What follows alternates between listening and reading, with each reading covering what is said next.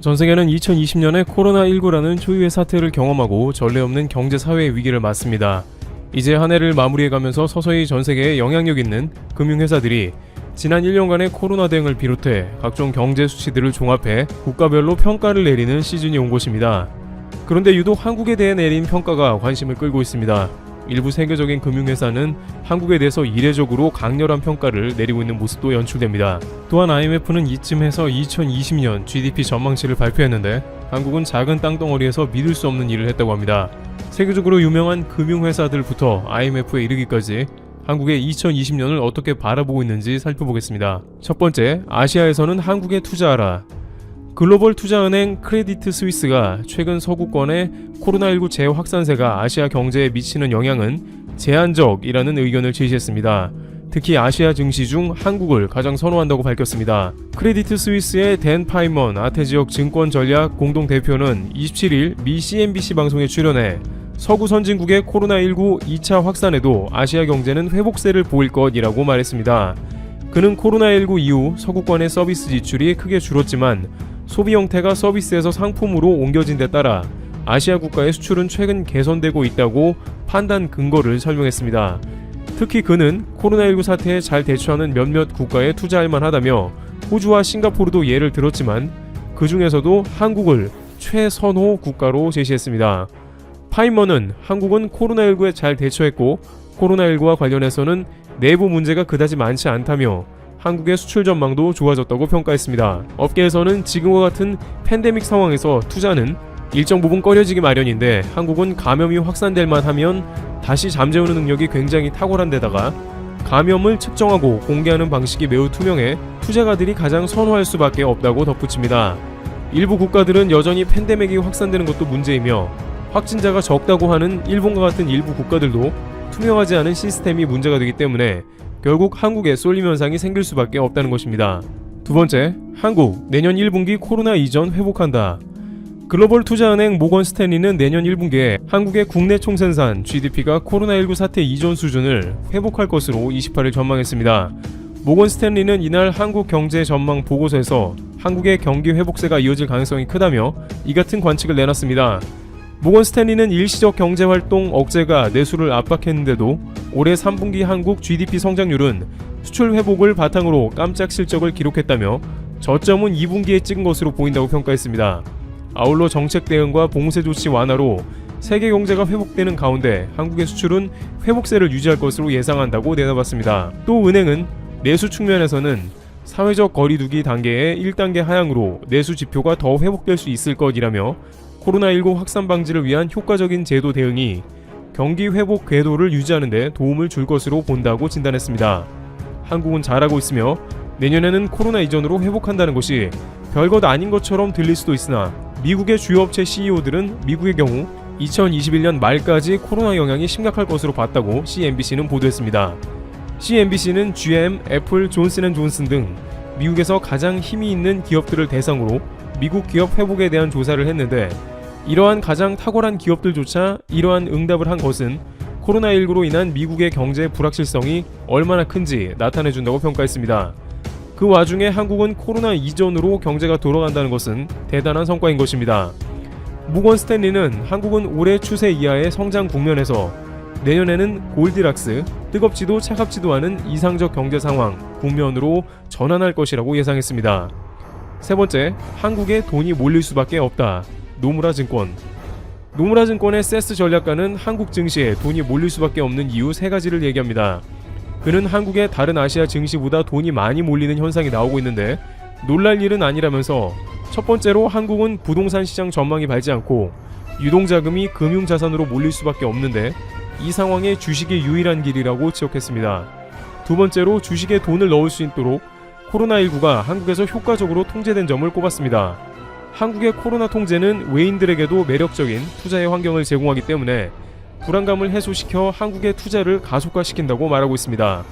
이는 앞서 스위스 크레딧이나 모건 스탠리도 동일하게 한국의 코로나19로 인해 돈이 몰린다는 것과 유사해 한국이 방역을 잘해놓은 것이 얼마나 경제에 긍정적으로 작용하는지 보여주는 좋은 예가 되고 있는 것입니다. 마지막으로 세스 전략가는 코스피에는 흥미로운 주식이 많다고 전하면서 제약 및 바이오테크 주식들이 있는데 이들은 매우 잘한다고 극찬했습니다. 또 LG화학과 삼성 SDI와 같은 기업들이 전기차 배터리 테마에 초점을 맞추고 있다고 덧붙였습니다. 전기차 시대에 맞춰서 한국은 기본 공급자가 되는 위치를 가져 매우 유리한 고지를 선점했으며 작년과 같이 반도체의 시황에 영향받는 한국이 아니라 이제는 한국이 산업을 다변화하고 변신해서 흥미로운 투자처로 바뀌었다는 것이죠. 그는 메모리 관련주가 여전히 그리 좋지는 않지만 다른 흥미로운 주식들이 시장을 주도하고 있다고 말하면서 한국의 주식이 체질적으로 강해졌다고 호평하고 있습니다. 이렇게 세계적인 금융회사들이 한국을 가장 선호하는 국가로 점찍은 가운데 한국의 종합 성적도 궁금해지는데요. 네 번째, 한국 GDP 세계 탑 10.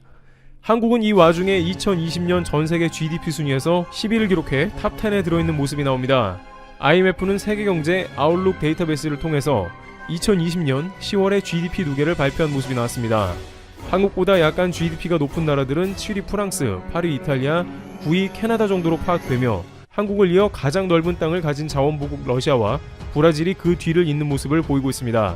대부분의 나라들은 인구가 엄청나게 많거나 넓은 국토에서 나오는 자원들이 많은 나라들입니다만 한국은 여러가지 조건에서 탑 10에 도저히 들 수 없는 여건을 가졌고 코로나 상황에도 불구하고 전 세계에서 가장 많은 생산을 해내고 있다는 수치에 들었습니다. 아직 2020년이 다 마치지 않아서 확정된 수치는 아니나 이런 추세로 2020년을 마치게 된다면 2019년에 12위에서 2단계 상승할 것으로 보입니다. 코로나로 인해서 한국 경제가 꾸준한 선방을 한 결과 명목 GDP가 다시 세계 탑10에 진입한 것입니다. 일부 전문가들은 한국이 연말까지 갈 경우에 캐나다를 따라잡아 세계 9위 수준이 될 가능성도 있다고 전합니다. 여기에 더해 IMF는 일찌감치 한국을 선진국 섹션으로 별도 구분을 해놓기도 했습니다. 2019년에는 인구가 5천만 명 이상이면서 1인당 GDP가 3만 달러 이상인 국가는 7개국 뿐이었는데 미국, 일본, 독일, 영국, 프랑스, 이탈리아였으며 여기에 한국이 더해져서 세계 탑7에도 들어갑니다. 말 그대로 적절한 인구비와 1인당 GDP의 조화를 이루는 전 세계 7개국에 들어가는 나라인 것입니다. 이런 것으로 봤을 때 한국이 G7에 충분히 들어가고도 남는 자격이 있다는 이야기가 과장이 아닌 것입니다. 다섯 번째, WHO 총장 흥분 가운데 한글 트윗. 코로나 늑장 대응으로 구설수에 오르며 역사상 가장 심각했던 코로나19 대처에 문매를 맞았던 WHO의 총장 테드로스도 이제 1년을 정산하면서 가장 뛰어난 코로나 방역국으로 한국을 꼽았습니다. 1년간 마음고생을 심하게 했던 테드로스 회장은 실제 한국이 아니었다면 갈피를 못 잡았을 것입니다. WHO는 지난 4월에 한국이 순식간에 코로나를 잠재우자 방역의 비법을 배우겠다면서 WHO 전문가들을 급파했습니다. WHO조차 코로나 앞에 속수무책이었지만 한국이 들고 나온 방역 비법은 대단히 충격적이었던 것이죠. 그 이후 WHO는 한국의 노하우를 종합해 전 세계의 마스크 운동을 비롯해 발전된 대책을 나눴습니다. 그는 한글로 트윗을 하며 한국을 이례적으로 극찬하며 한국의 지금의 성공이 우연이 아니었음을 밝힙니다. 그는 트위터를 통해 한글로 대한민국의 대응은 연대와 검증된 공중보건 조치의 준수가 코로나19 팬데믹을 효과적으로 통제할 수 있다는 것을 보여줬다고 말했습니다.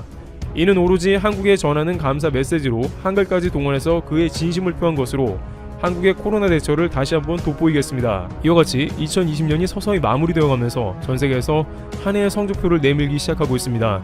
한국은 코로나19 초반에 큰 어려움이 있었으나 그간 준비한 각종 노하우 등으로 잘 이겨냈으며 이제는 전세계의 전문가와 금융기관들이 한국의 투자를 독려하고 감사의 메시지를 전하고 있습니다. 트래블튜브 여기서 마치겠습니다. 감사합니다. 일본에 방문한 외국인이 길거리에서 가장 많이 발견하는 것 중 하나는 바로 수많은 자동 판매기라고 할 수 있습니다.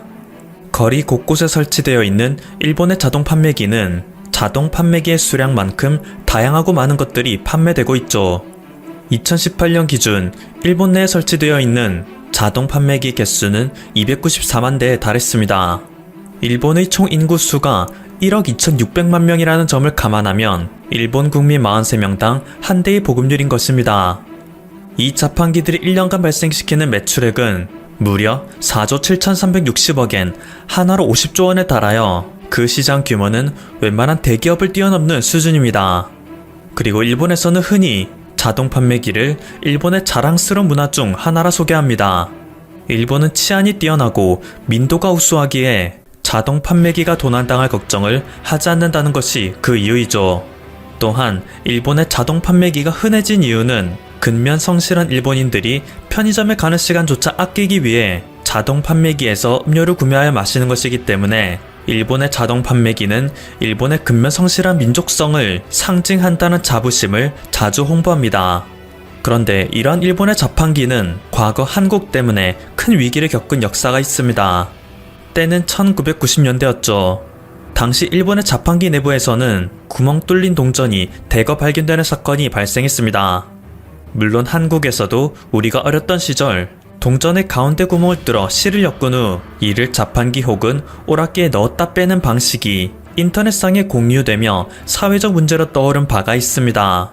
그렇게 일본 역시 이와 같은 경우로 예상됐는데요. 하지만 밝혀진 진상은 뜻밖이었습니다. 일본의 자판기 내부에서 발견된 구멍 뚫린 동전은 다름 아닌 한국의 500원 동전이었기 때문이죠. 한국의 500원이 너무 많이 발견된 나머지 한동안 일본에서는 한국에서 입국하는 사람들이 500원 동전을 소지하는 것을 금지할 정도였습니다. 사건의 진상은 다음과 같았습니다. 당시 일본의 500엔은 한국의 500원과 지름도 같고 무게도 비슷하여 겉모습만 빼고는 사실상 같은 동전이라 봐도 무방했습니다. 그리고 이것은 일본 자판기에게는 치명적인 약점으로 다가왔는데요. 자판기에 한국의 500원을 넣으면 일본의 500엔으로 인식하는 오류가 발생했던 거죠. 500엔이 하나로 약 5,000원인 것을 감안하면 이것은 수익률 1000%에 달하는 고수익 투자였던 셈입니다. 이에 막심한 피해를 입은 일본의 자판기 업계에서는 뒤늦게나마 자판기에 기능을 추가하였습니다. 아무리 무게가 비슷하다고는 하지만 그래도 미세한 무게의 차이는 있었기 때문에 자판기의 동전 판별 기능에 무게인식을 추가하여 500원과 500엔을 구별하고자 했죠. 그런데 이러한 일본의 궁여지책은 금방 뚫리고 말았습니다. 500원짜리 동전에 드릴 등의 공구를 이용하여 흠집 혹은 구멍을 내는 편법을 통해 500원짜리 동전의 무게를 500엔에 맞추는 일당이 등장한 것입니다. 이는 또다시 일본 자판기 업계의 막대한 손실을 초래했습니다. 해당 범죄가 연일 일본의 뉴스에 오르내리자 일본의 네티즌들은 한국인들은 잠재적 범죄자나 다름없다. 그냥 한국인의 입국을 모두 막아버리면 된다. 분노했습니다. 하지만 일본 당국에서는 그럴 수 없었습니다. 사실 한국의 500원을 이용하여 일본 자판기에서 부당이득을 편취하던 집단은 전부 중국인 범죄 조직이었기 때문입니다. 따지고 보면 한국도 중국인에 의해 화폐를 유출당하고 훼손까지 당한 피해자에 불과했던 거죠. 그런데 일본 당국은 여기서 이상한 행보를 보입니다. 한국이 일본의 500엔 동전을 모방하여 500원 동전을 만들었으니 이런 문제가 발생하는 것이다. 한국 정부는 지금 당장 500원 동전을 전량 폐기하라. 자국 산업에 끼치는 피해를 막기 위해 타국의 조폐 사업에 간섭하는 역대급 병크를 터뜨린 것입니다. 이는 국내 언론에서도 연일 보도되며 한일 간의 갈등은 심화되는 듯 싶었습니다. 하지만 얼마 후 한 가지 사실이 밝혀지면서 일본 정부의 어처구니 없는 주장은 전면적으로 철회되었습니다. 대한민국 500원 주화의 발행 결정 시기는 1981년 1월 8일입니다. 그런데 일본의 500엔 주화 발행 결정 시기는 1981년 6월 30일입니다. 일본은 한국이 일본의 동전을 모방했다 주장했는데 알고 보니 한국의 동전이 일본보다 반년 앞서 만들어진 것입니다. 만약 일본의 논리대로라면 일본이 괜히 한국의 동전을 모방해서 만들었다가 자국 산업에 막대한 피해를 끼친 셈이 되는 거였죠. 그리고 30년이 지난 2020년 한국은 30년 전 일본이 한국에 부탁했던 화폐 폐기에 대한 답변을 이제서야 보여주고 있습니다. 지난 3일 한국은행이 발표한 바에 따르면 2020년 한 해 동안 대한민국에서는 6억 4,260만 장의 지폐, 총 5조 원에 달하는 돈을 불태웠다 합니다. 코로나19 확산의 방지를 위해 약간이라도 손상된 화폐가 있다면 이를 폐기하고 있고 이전에 사용하던 만원권의 유통수명도 다하여 이를 최우선적으로 폐기하고 있기 때문인데요. 현대사회에서 돈은 사람과 사람 사이에서 가장 많이 오가는 재화입니다. 때문에 지폐에는 상상 이상의 병균이 많다 하죠. 코로나 바이러스 역시 지폐 위에서는 최장 28일까지도 생존할 수 있다는 연구 결과가 있기에 사람과 사람 사이에서 가장 많이 오가는 재화 중 하나인 지폐는 방역을 위해 가장 먼저 폐기되어야 하는 상황이 되었습니다. 그래서 한국에서는 이를 적극적으로 불태우고 있는 것이죠. 어차피 한국은 세계에서 가장 발달된 캐시리스 사회로 사실상 현금을 갖고 다니는 사람이 전무하다 수 있습니다. 어디를 가도 카드를 통해 결제가 가능하고 핀테크의 발달은 카드가 없더라도 휴대폰 하나만으로 경제활동을 할 수 있게 만들고 있습니다. 원래 현금을 잘 사용하지도 않던 한국이었는데 코로나19 사태가 겹쳤으니 이 기회에 실물 현금을 모두 폐기하는 움직임을 보입니다.